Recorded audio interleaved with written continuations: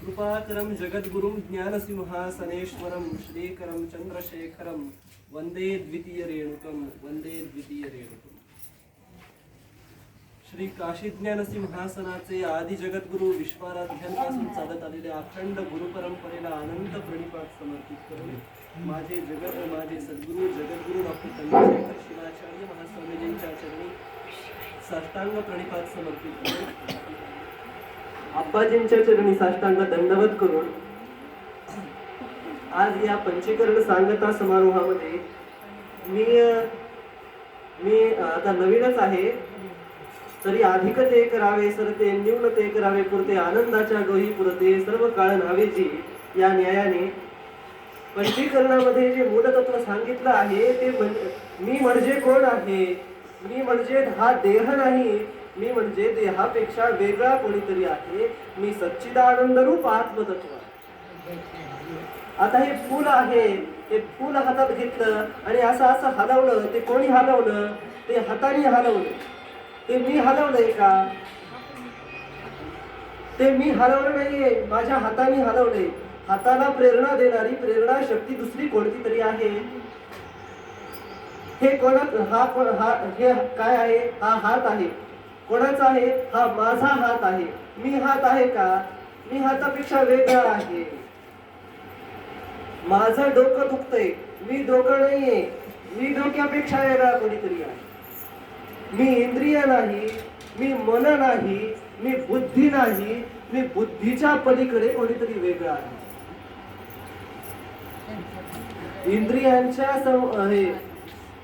इंद्रिय नाही, इंद्रियांच्या पलीकडे जे मन आहे ते मन सुद्धा मी नाही.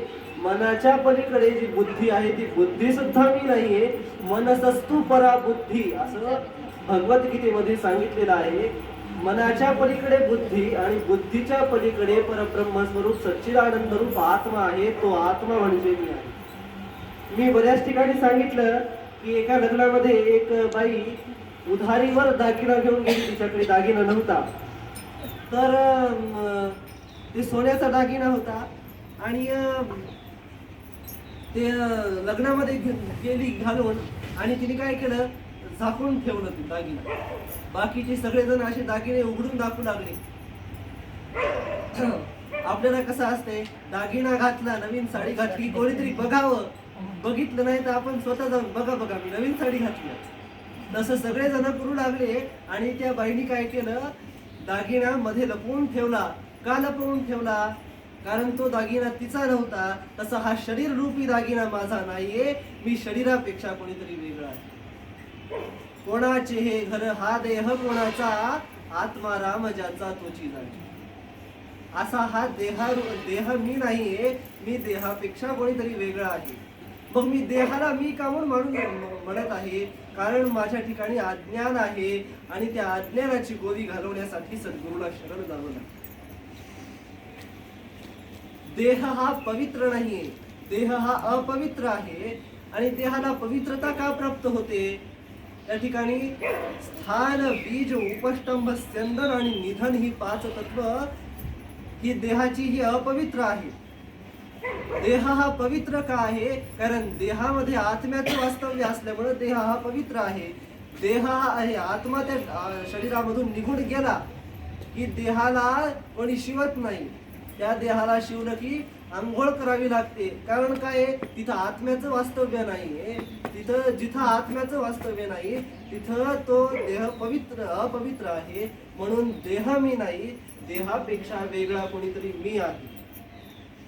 आता हे आपल्याला कळालं आणि आपण मग या संसारामध्ये गुंतून पडलो. तो का गुंतून पडलो? कारण हे आपल्याला माहित नव्हतं की मी देहापेक्षा कोणीतरी वेगळा आहे. मी देहालाच मी मानत होतो. म्हणून या संसारामध्ये मी गुंतून पडलो. आणि संसार म्हणजे काय हो? मुलं बाळ प्रपंच हा संसार नव्हे. तर सिद्धांत शिखामणीमध्ये सुद्धा सांगितलेलं आहे की ममत्व आणि अहंकार हा संसार आहे.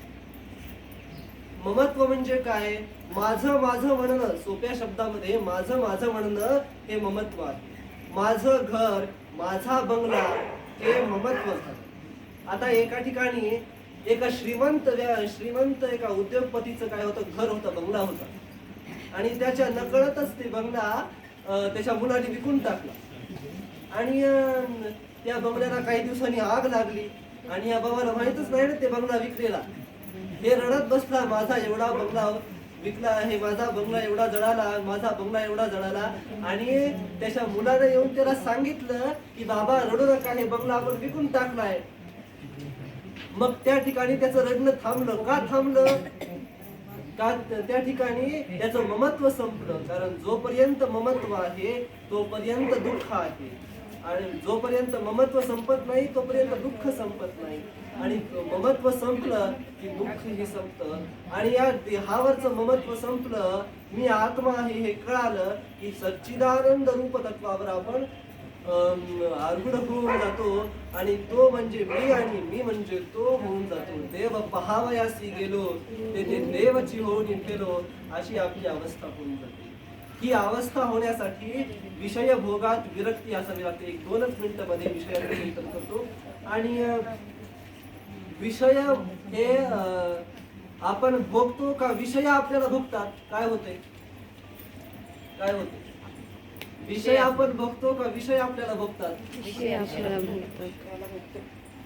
विषय असं आपल्याला वाटतं.